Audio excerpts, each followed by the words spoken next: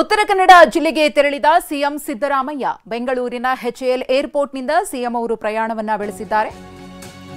ಉತ್ತರ ಕನ್ನಡ ಜಿಲ್ಲೆಗೆ ಸಿಎಂ ಸಿದ್ದರಾಮಯ್ಯನವರ ಪ್ರಯಾಣ ಬೆಂಗಳೂರಿನ ಎಚ್ಎಎಲ್ ಏರ್ಪೋರ್ಟ್ನಿಂದ. ಸಿದ್ದರಾಮಯ್ಯನವರಿಗೆ ಸಚಿವ ಸತೀಶ್ ಜಾರಕಿಹೊಳಿ ಅವರು ಕೂಡ ಸಾಥನ್ನ ಕೊಟ್ಟಿದ್ದಾರೆ.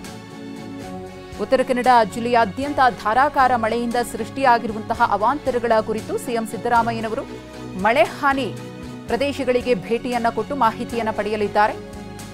ಅದರಲ್ಲೂ ಪ್ರಮುಖವಾಗಿ ದೊಡ್ಡ ದುರಂತ ಅಂದ್ರೆ ಶಿರೂರು ಗುಡ್ಡ ಕುಸಿತ.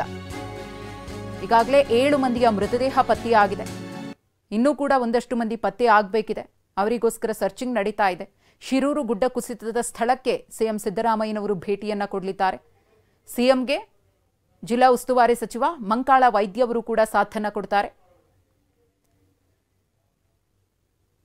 ಶಿರೂರು ಗುಡ್ಡ ಕುಸಿತ ಜಾಗಕ್ಕೆ ಭೇಟಿ ಕೊಟ್ಟ ನಂತರ ಅಧಿಕಾರಿಗಳು, ನೌಕಾಪಡೆ ಮತ್ತು ರಕ್ಷಣಾ ತಂಡದ ಜೊತೆಗೆ ಸಭೆಯನ್ನ ಕೂಡ ಪ್ರತ್ಯೇಕವಾಗಿ ಸಿಎಂ ಅವರು ಮಾಡಲಿದ್ದಾರೆ. ಶಿರೂರಿನಲ್ಲಿ ಗುಡ್ಡ ಕುಸಿದು ಲಾರಿ ಸಿಲುಕಿದ ಹಿನ್ನೆಲೆ ಸರ್ಕಾರದ ವಿರುದ್ಧ ಇದೀಗ ಲಾರಿ ಅಸೋಸಿಯೇಷನ್ ಆಕ್ರೋಶವನ್ನ ಹೊರಹಾಕ್ತಾ ಇದೆ. ಶಿರೂರಿನಲ್ಲಿ ಗುಡ್ಡ ಕುಸಿದ ಪರಿಣಾಮ ಸಂಚಾರ ಅಸ್ತವ್ಯಸ್ತವಾಗಿದೆ. ಸಂಚಾರಕ್ಕೆ ಅನುವು ಮಾಡಿಕೊಡ್ತಾ ಇಲ್ಲ. ಹೀಗಾಗಿ ಸರ್ಕಾರದ ವಿರುದ್ಧ ಲಾರಿ ಅಸೋಸಿಯೇಷನ್ ಅವರು ಆಕ್ರೋಶವನ್ನು ವ್ಯಕ್ತಪಡಿಸಿದ್ದಾರೆ. 3-4 ದಿನವಾದರೂ ಕೂಡ ಲಾರಿ ಆಚೆ ತೆಗೆಯಲು ಆಗಿಲ್ಲ. ಜಿಲ್ಲಾ ಉಸ್ತುವಾರಿ ಸಚಿವರು ಸ್ಥಳಕ್ಕೆ ಹೋಗಿ ಪರಿಶೀಲನೆಯನ್ನ ಮಾಡಿಲ್ಲ. ಲಾರಿ ಡ್ರೈವರ್ಸ್ ಅಂದ್ರೆ ಸರ್ಕಾರಕ್ಕೆ ಅಷ್ಟೊಂದು ಕಡೆಗಣನೆನ ಅಂತ ಪ್ರಶ್ನೆಯನ್ನ ಮಾಡ್ತಿದ್ದಾರೆ. ಲಾರಿ ಅಸೋಸಿಯೇಷನ್ನ ಅಧ್ಯಕ್ಷ ಷಣ್ಮುಗಪ್ಪ ಸರ್ಕಾರದ ವಿರುದ್ಧ ಕಿಡಿಕಾರಿದ್ದಾರೆ. ಲಾರಿಗಳು ನಿಂತಲ್ಲೇ ನಿಂತಿವೆ. 3 ದಿನ ಆಯಿತು.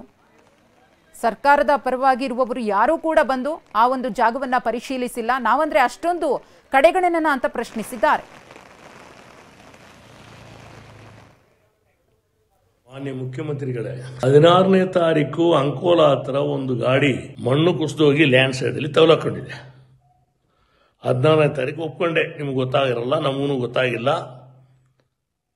ಲಾರಿ ಬಂದಿದ್ದು ನಿಮ್ಗೆ ಗೊತ್ತಿಲ್ಲ, ಹೋಗಿದ್ರು ಗೊತ್ತಿಲ್ಲ, ಇರಲಿ ಬೇಡ ಅಂತಿಲ್ಲ. 17ನೇ ತಾರೀಕು ಗೊತ್ತಾದ ಮೇಕೆ ಇದ್ರ ತನಕ ಅಲ್ಲಿ ಯಾವನ್ರಿ ಮಿನಿಸ್ಟ್ರು, ಅವನ ಮಿನಿಸ್ಟ್ರ ಏನು ತರಲೆನಾರಿ ರೀ, ಅವನ್ನೆಲ್ಲ ನೀವು ಮಿನಿಸ್ಟ್ರಲ್ಲಿ ಇಟ್ಕೊಂಡಿದ್ರೆ ಕೂಡಲೇ ಅವನ ಮನೆಗೆ ಕಳಿಸ್ರಿ. ಆಳ ಹೋಗಿದ್ದು ಲೂಟ್ ಮಾಡ್ಕೊಂಡು ತಿಂಬೋರು ಬಡ್ಡಿ ಮಕ್ಕಳನ್ನೆಲ್ಲ ನೀವು ಮಿನಿಸ್ಟ್ರ್ ಇಟ್ಕೊಂಡಿದ್ದೀರಾ.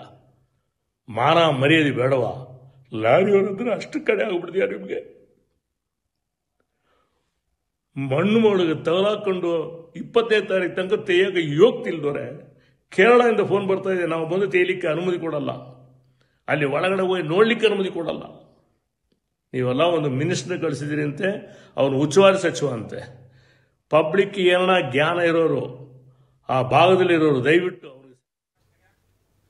ಉತ್ತರ ಕನ್ನಡ ಜಿಲ್ಲೆಯಲ್ಲಿ ಮಳೆ 10 ಅವಾಂತರವನ್ನ ಸೃಷ್ಟಿ ಮಾಡಿದೆ. ಕುಮಟಾ ತಾಲೂಕಿನ ತೋರ್ಕೆ ಗ್ರಾಮ ಪಂಚಾಯತ್ ವ್ಯಾಪ್ತಿಯ ಮಸಾಕಲ್ ಗ್ರಾಮದಲ್ಲಿ ಮತ್ತೊಂದು ಗುಡ್ಡ ಕುಸಿತವಾಗಿದ್ರೂ ಸಂಬಂಧಿಸಿದವರು ಯಾರೂ ಸ್ಥಳಕ್ಕೆ ಧಾವಿಸಿರಲಿಲ್ಲ.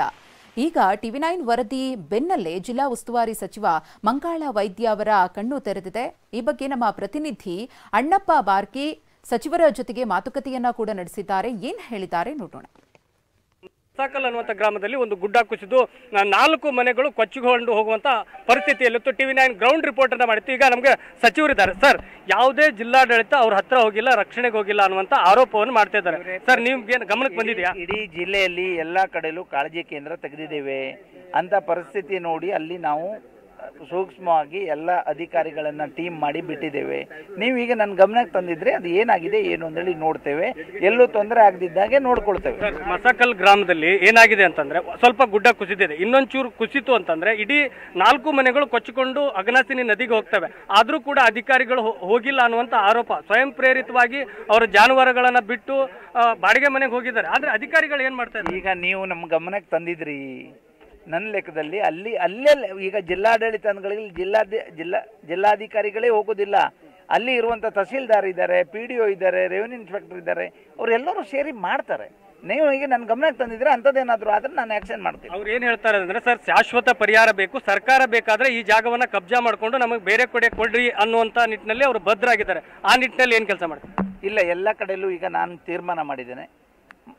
ಪ್ರತಿ ವರ್ಷ ಅವ್ರಿಗೆ ಅವ್ರು ಬಂದ ಏನು ನೆರೆ ಬರೋದು ಅಥವಾ ಮಳೆ ಬಿದ್ದಾಗ ಮನೆ ಬಿಟ್ಟು ಹೋಗೋದು ಪರಿಸ್ಥಿತಿ ನೋಡಿ ಅಂಥದ್ದೆಲ್ಲ ಪಾಯಿಂಟ್ಔಟ್ ಮಾಡಿ ಅವರಿಗೆಲ್ಲ ಬೇರೆ ಕಡೆ ಜಾಗ ಕೊಟ್ಟು ಮನೆ ಕೊಡೋದು ಅಂತೇಳಿ ತೀರ್ಮಾನ ಮಾಡಿದ್ದೇನೆ. ಇದಿಷ್ಟು ಸಚಿವ ಮಂಕಾಳ ವೈದ್ಯ ಅವರ ಮಾತು. TV9 ವರದಿಯಿಂದ ಎಚ್ಚೆತ್ತುಕೊಂಡಂತ ಮಂಕಾಳ ವೈದ್ಯ ಅವರು ಅವರಿಗೆ ಶಾಶ್ವತ ಪರಿಹಾರವನ್ನ ಕೊಡಿಸಲಿಕ್ಕೆ ಮುಂದಾಗ್ತೇವೆ ಅನ್ನುವಂತ ಭರವಸೆಯನ್ನ ನೀಡಿರುವಂತದ್ದು. ಕ್ಯಾಮ್ರಾ ಪರ್ಸನ್ ಫಕೀರ್ಗೌಡ ಜೊತೆ ಅಣ್ಣಪ್ಪ ಬಾರ್ಕಿ, TV9 ಉತ್ತರ ಕನ್ನಡ.